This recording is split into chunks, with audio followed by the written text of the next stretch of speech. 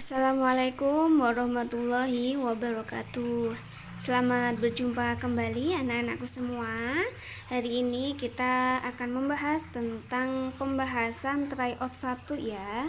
Tadi kalian yang belum sempat mengikuti Google Meet atau pengen mengulang kembali penjelasannya, bisa menyimak video berikut ini ya.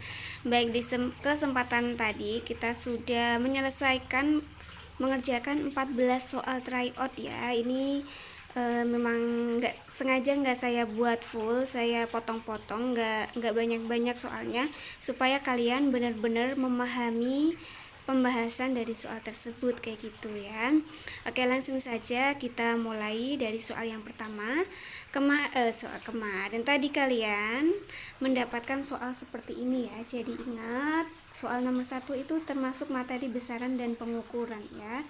Ingat ya bahwasanya timbangan ini kan ada timbangan ya, ada sisi kanan, ada yang sisi kiri. Ingat bahwa timbangan akan seimbang jika kedua ruas memiliki berat yang sama. Jadi berat yang kanan sama dengan berat yang kiri. Seperti itu ya. Oke. Cara menghitungnya coba kita lihat. Yang berat kanan itu ada bandul 250 gram ditambah bandul 250 gram dan ada bandul X yang kita belum tahu.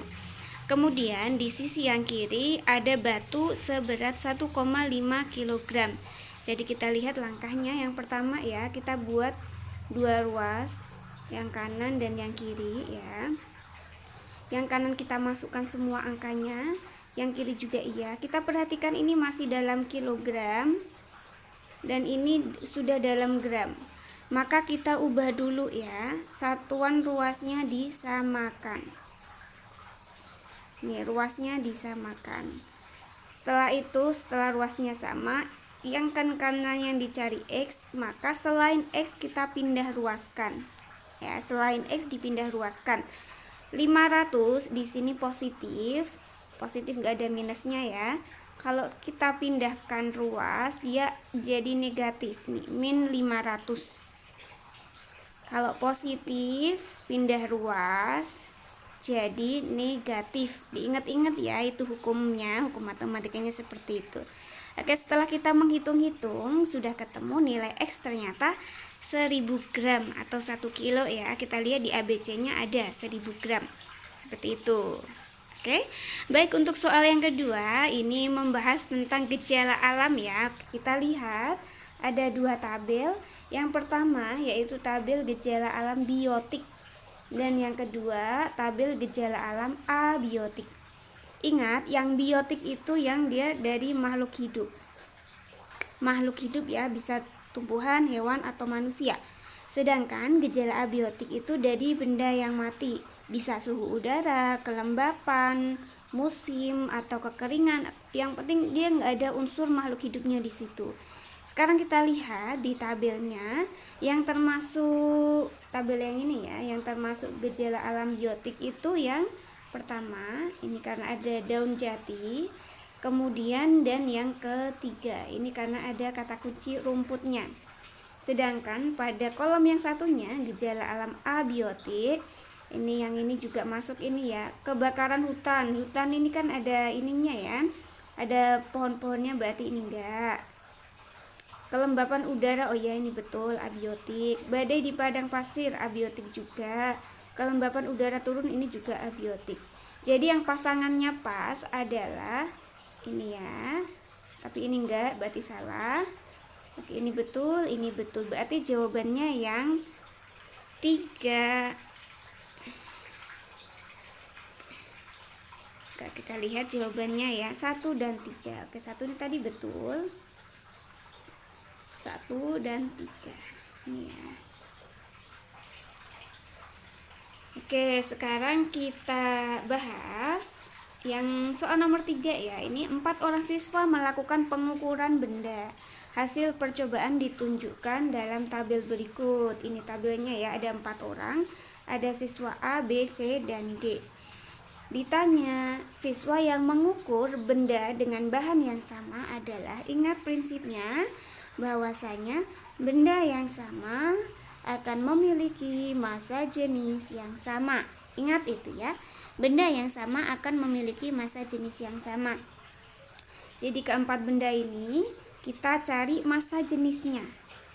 Ingat, massa jenis ya dihitung dari massa dibagi volume. Massa dibagi volume. Ini adalah rumus dari massa jenis. Ingat ya, ini membacanya apa? Rho. Ini ada kolom massa dan ada kolom massa jenis, tinggal kita bagi-bagi. Alhamdulillah hasilnya ketemu, yaitu yang B dan C ini memiliki massa jenis yang sama. Berarti siswa B dan siswa C mengukur benda yang sama ya. Jawabannya B. Oke, selanjutnya soal nomor 4. Dampak kepadatan populasi manusia bla bla bla, silakan dibaca sendiri ya. Kata kuncinya di situ adalah yang berkaitan dengan kualitas lingkungan. Ingat ya, kualitas lingkungan yang jadi kata kuncinya. Sekarang kita lihat untuk yang A, peningkatan kebutuhan perumahan dan penurunan kesehatan. Perumahan dan kesehatan ini lebih ke sosial dan ekonomi ya. Sosial, ekonomi, dan kesehatan. Perumahan ini kan sosial, kesehatan dan kesehatan ya. Kemudian yang B, penurunan kualitas air. Nah, ini dan terjadinya pencemaran. Ini termasuk yang kualitas lingkungan kalau yang ini ya. Selanjutnya pencemaran dan penurunan kesehatan. Kebutuhan tenaga kerja, ini sosial ekonomi. Nah, jadi yang jawaban yang paling tepat adalah yang B, seperti itu. Oke, kita lanjutkan soal yang nomor 5. Oke, perhatikan kalau ada model gambar grafik seperti ini ya, berarti dia termasuk soal tentang menghitung kalor. Ingat rumusnya menghitung kalor, Q sama dengan M kali C kali delta T. Atau kalian kalau mengingat-ingatnya biasanya pakai Q sama dengan macet MC delta T. M itu massa benda, C itu koefisien kalor jenis benda, dan T delta T itu adalah suhunya. Coba perhatikan. Massa bendanya kita punya adalah 5 kg air, sudah pas dalam kilogram. Kalor jenisnya 4200. Kemudian delta T-nya kita lihat dari C ke D. Ini ya, delta T C ke D. Nah, ini. C ini di 0 dan D-nya di 10. Berarti delta T-nya 10 kurangi 0. Setelah dihitung-hitung ketemu hasilnya 210.000 joule. Oke, perhatikan ya, ini mungkin kalian masih bingung. KJ. K itu artinya 1000 ya. Berarti kalau 21.000 KJ berarti 21.000 ditambah nolnya 3K ya. Dari K ini nolnya 3. Berarti 21 juta joule. Ingat kalau K itu nilainya 1000. Udah gitu aja. Jawaban yang paling tepat adalah A ya. Oke, sekarang kita lihat jawaban soal nomor 6. Ini tentang nomenklatur ya, nomenklatur binomial. Jadi baik tumbuhan maupun hewan, makhluk hidup ya, itu penamaannya mengikuti nomenklatur binomial. Ini ada aturan-aturannya. Ini aturan-aturannya sudah Ibu tulis. Yang pertama terdiri dari 2 kata Latin ya. Latin itu dari bahasa Latin maksudnya. Kemudian kata yang pertama menunjukkan genus, kata yang kedua menunjukkan spesies. Huruf yang pertama awal kapital, huruf yang kedua kecil semua. Terus kedua kata ditulis miring atau kalau nggak dimiringin dikasih garis bawah. Oke, jawaban yang tepat C ya, sesuai dengan aturan nomenklatur binomial. Oke, selanjutnya ini soal nomor 7. Ini nomor 7 ini membahas tentang pemuaian ya. Ini ada benda bimetal. Ingat, bimetal itu 2 jenis logam yang ditempelkan jadi satu. Masing-masing logam dia akan punya nilai koefisien muai. Ingat, semakin tinggi nilai koefisien muainya, maka benda tersebut akan semakin mudah memuai. Coba kita lihat benda yang nomor 1 dan nomor 2 ya. Benda nomor 1 dan benda nomor 2.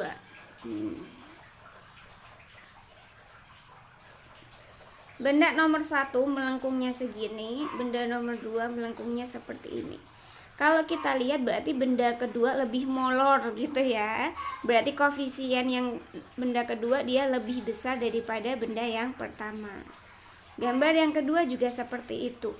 Benda yang ketiga lebih gampang memuai. Berarti benda yang nomor 3 koefisien muainya lebih besar daripada benda nomor 2. Berarti urutan dari yang paling besar adalah 3, 2, 1. Kayak gitu ya, diingat-ingat pokoknya kayak gitu.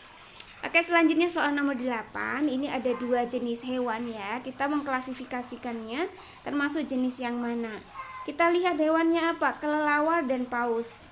Mungkin kalian bingung ya, yang satu ada di udara, yang satu ada di laut. Tetapi ternyata keduanya itu sama-sama mamalia.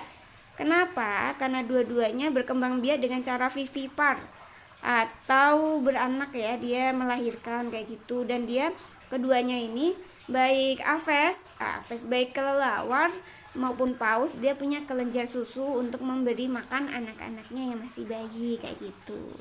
Jangan bingung ya, vivipar. Oh, itu ada tipe, maaf. Oke, kita lanjut soal yang nomor 9.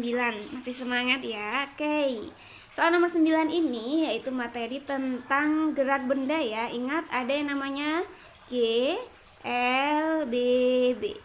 Gerak lurus berubah beraturan. Ingat kalau benda dia naik, maka BLBB-nya diperlambat. Lambat. Kalau benda turun, maka GLBB-nya dipercepat. Ini udah aturannya ya. Kenapa kita misalnya kalau melempar bola ke atas, suatu ketika dia akan diam dan turun ke bawah. Mula-mula dia dilempar bisa ya, ada kecepatannya, kemudian diam, berarti mengalami penurunan atau perlambatan GLBB-nya kayak gitu ya. Sedangkan yang dari atas ke bawah, mula-mula dari 0 kemudian ke bawah, berarti dia dipercepat. Ingat kayak gitu aja. Jawabannya soal nomor 9 yang paling tepat adalah A ke B itu dipercepat, C ke D diperlambat. Oke, selanjutnya kita bahas soal nomor 10. Ini ada simbiosis ya. Ingat, kalau ada dua makhluk hidup, dia itu bisa bersimbiosis ya, bisa mutualisme, bisa parasitisme, bisa komensalisme. Ingat, ini yang ditanyakan itu adalah yang komensalisme. Komensalisme ya, komensalisme itu berarti yang satu untung tapi yang satu enggak rugi. Kalau kupu dengan bunga itu sama-sama untung. Kalau anggrek dengan pohon mangga, yang anggreknya untung, yang pohon mangganya biasa aja, nggak dapat apa-apa. Kalau yang pas benalu dan tumbuhan inang, benalunya dapat, dia positif ya, dapat faidah gitu lah, dapat manfaat. Sedangkan tumbuhan inangnya dia rugi. Kalau tanaman kacang dia positif ya, sama bakteri rhizobium dia sama-sama untung. Berarti yang komensalisme yang paling cocok adalah yang B ya. Komensalisme itu yang satu dia untung, tapi yang satu dia nggak rugi juga, tapi nggak dapat untung juga gitu. Ya, jawabannya adalah yang anggrek dan pohon mangga. Oke, selanjutnya soal nomor 11. Ini materi bab gaya dan gerak ya. Ingat, soal nomor 11 ini diminta untuk mencari percepatan benda yang paling besar tuh yang mana. Percepatan benda kita menghitungnya pakai rumus ini ya. A sama dengan sigma F resultan gaya dibagi dengan massanya. Ingat, resultan gaya itu dipengaruhi oleh arah-arahnya. Karena massa bendanya sama ya, massa bendanya sama-sama 1 kg, maka percepatannya hanya dipengaruhi oleh resultan gaya. Sekarang kita hitung masing-masing resultan gayanya. Yang pertama, ini kita kelompokkan berdasarkan arahnya ya. Ini 10 tambah 15, 25. Yang sini 5. 25 kurang 5, 20. Oke, 20 ya. Kemudian yang B. Yang ini 15, yang ini 15. Berarti 0 ya. 15 kurang 15. Yang C, yang ini 15, yang ini 15. Oh, yang ini 20, maaf, 15 tambah 5. 20, yang ini 15, berarti dia masih punya 5. Yang ini 15 tambah 5, ini arahnya sama juga, berarti ditambahkan ketiga-tiganya 35. Berarti jawabannya resultan gaya yang paling besar yang ini ya. Berarti percepatan yang paling besar juga yang D, kayak gitu. Oke, masih ada 2 nomor nih. Semangat ya, semangat. Oke, selanjutnya ini ada asa buang knalpot kendaraan bermotor bla bla bla. Kita lihat di soalnya, yang kata kuncinya adalah untuk memperbaiki lingkungan. Maka jawaban yang paling tepat adalah yang C, karena ini langsung ke lingkungannya ya. Kalau mengurangi jumlah bus di dalam kota itu enggak memperbaiki juga. Misalnya kalau busnya itu dikurangi, malah orang-orang kan pada pakai motor, malah pada pakai mobil pribadi kayak gitu kan, itu malah merusak lingkungan, menambah beban lingkungan. Kalau mengurangi penggunaan bakar fosil juga enggak tentu juga, nanti bisa pakai bahan bakar yang enggak bagus juga gitu. Jadi yang paling bagus menggunakan bahan bakar tapi yang ramah lingkungan. Jadi kita masih tetap bisa pergi-pergi pakai kendaraan bermotor tetapi masih ramah lingkungan. Lanjut ke soal nomor 13 ya. Soal nomor 13 ini dicari, kita disuruh untuk mencari usaha ya. Usaha yang dilakukan oleh 2 orang, Andi dan Tony. Kita lihat rumusnya, usaha adalah W sama dengan F kali delta S. F-nya akan ada 2 orang, jadi ininya ditambah ya, 50 tambah 70. Kemudian S-nya 4 meter. Berarti jawabannya yang ini ya. Oke, lanjut soal yang terakhir. Bagian sel berikut yang hanya dimiliki oleh sel tumbuhan adalah, jawabannya adalah dinding sel ya. Nah, hanya sel tumbuhan saja yang punya dinding sel. Untuk membran sel, inti sel, sitoplasma ini baik tumbuhan maupun hewan sama-sama punya. Nah, ini yang dinding sel ini hanya tumbuhan yang punya. Diingat-ingat ya. Nanti silakan coba dicari gambarnya di internet, itu ada yang bentuknya kayak bulat, ada yang bentuknya kayak kotak. Itu nanti diingat-ingat, banyak organel-organel di situ. Oke, terima kasih. Alhamdulillah pembahasan untuk tryout yang pertama ini udah selesai. Kalian silakan diulang-ulangi videonya kalau masih belum paham. Kalau masih belum paham lagi bisa ditanyakan ke ibu ya. Terima kasih, semangat belajar. Kalian jangan putus asa, jangan males-malesan ya. Kita tinggal sebentar lagi. Ini ada ujiannya. Oke, di bulan April insya Allah kita udah mulai ujian. Jadi semangat belajar. Sampai jumpa di tryout selanjutnya. Tetap semangat dan jaga terus kesehatan. Assalamualaikum warahmatullahi wabarakatuh.